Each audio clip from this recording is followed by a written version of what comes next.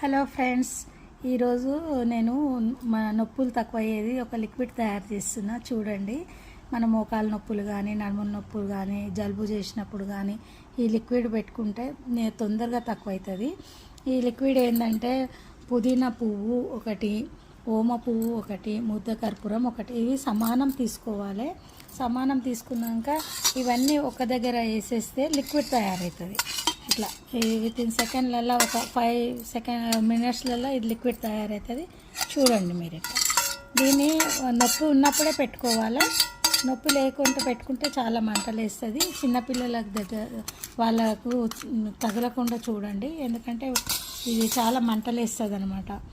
మా పెద్దోళ్ళని కొంచెం జాగ్రత్త పెట్టాలి. దాన్ని బాగా నొప్పి ఉన్నప్పుడు జలుబు చేసినప్పుడు మాత్రం పెట్టుకోవాలి. దీన్ని పైన పెట్టేసేయాలి. కొంచెం ఒక సీసాలో వేసి గట్టి మూత పెట్టి పెట్టాలి.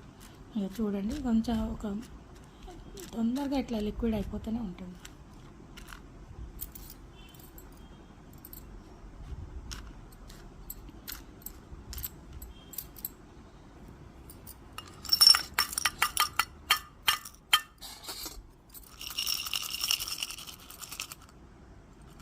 హలో ఫ్రెండ్స్, చూసిండ్రా? మనము అన్ని 3 కలిపితే ఎట్లా లిక్విడ్ అవుతుంది చూసిండ్రు కదా. ఇట్లా లిక్విడ్ అవుతుంటుంది అనమాట. మీరు చూడండి, కావాలంటే ఇట్లా లిక్విడ్ అవుతుంటుంది.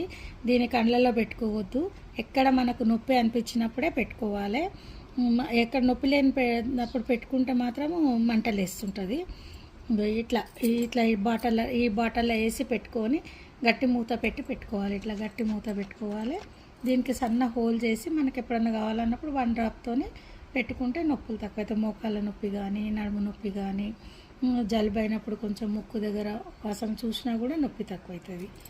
చూడండి, ఇది ఎంత ఇప్పుడు చూసింది కదా మీరు. మనం ఇప్పుడు వేసినాక ఎట్లా లిక్విడ్ అవుతుంది చూసింది కదా.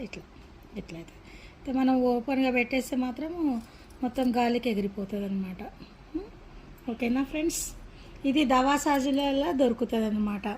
దవాసాజులు అంటే హెన్న, మళ్ళీ బాలంత హెచ్చాలు ఉంటాయి, దొరుకుతాయి చూడండి. అక్కడే దొరుకుతాయి. ఇవన్నీ తులం మాదిరి అమ్ముతారనమాట.